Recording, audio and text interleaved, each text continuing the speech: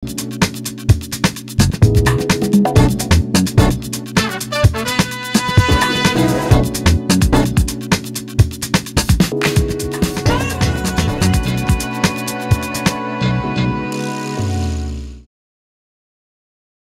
vieną kartą esu girdėjęs klausimų, kaip taisyklingai pasidaryti dūminės akis ir kas tai yra. Daugelis jūsų galvojat, kad dūminės akis tai yra tiesiog juodas šešėlis išretušuotas aplinkui akį. Noriu pasakyti, kad dūminės akis galima daryti ne vien tik su juodu šešėliu, mes galime naudoti ir rudą, ir tamsiai mėlyną, ir žalią. Tai tiesiog priklauso nuo jūsų nuotaikos, kokią spalvą jūs pasirinksit. Su Max Factor Smokey Eyes šešėliais, kaip pasidaryti dūminės akis, ir naudosiu ne standartiškai juodą baltą, bet naudosiu rudą ir lengvą rožinę. Veidas jau yra parengtas makiažo pagrindu, lūpai taip pat ir viskas užfiksuota sausia pudra.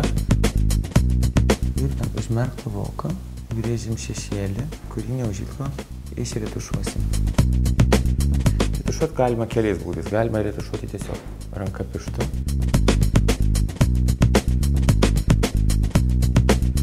Arba galima retušuoti su šepetėliu. Labai svarbu darant dūminės akis, laikas nuo laiko žiūrėti tiesiai į veidrodį ir įsitikinti, kad išretušuotas šešėlis tiek vienam, tiek kitam voke yra vienodas. Daugelis jūsų labai skundžiatės, kad darant dūminės akis, tai yra padaryti labai sunku, šešėliai byra ir makiažas atrodo net švarus, netvarkingas. Už tai kaip tik yra labai patogu naudoti Max Factor Smokey Eyes šešėlius, nes jie yra kreminiai. Net jeigu dažant tu matai, kad kažkur yra šiek tiek per daug, tiesiog galima pirštu lengvai nuretušuoti.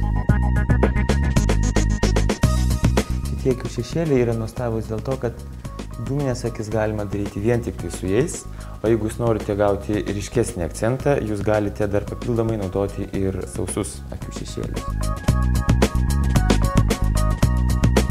Šitas pats šešėlis gali būti arba kaip akių šešėlis, arba jis gali būti kaip puikia bazė tolimesniam makiažui.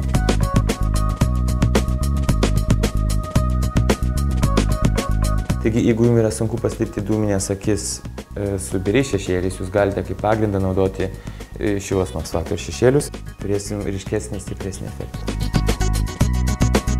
Aš patarčiau neskubėti, geriau imti šešėlius po truputį. Visą laiką yra lengviau pridėti, negu paskui nuimti. Taigi, aš padariau rudas dūminės akis ir kadangi aš naudoju šitos šešėlius, kurie turi dvi spalvas, su šviesesnė spalva aš tiesiog uždėsiu kokį tai ryškesnį akcentą. Mūsų makiažas atrodo harmoningas. Aš skruostus šiek tiek po tą pačią rausvą sausą, kurią mes naudojam.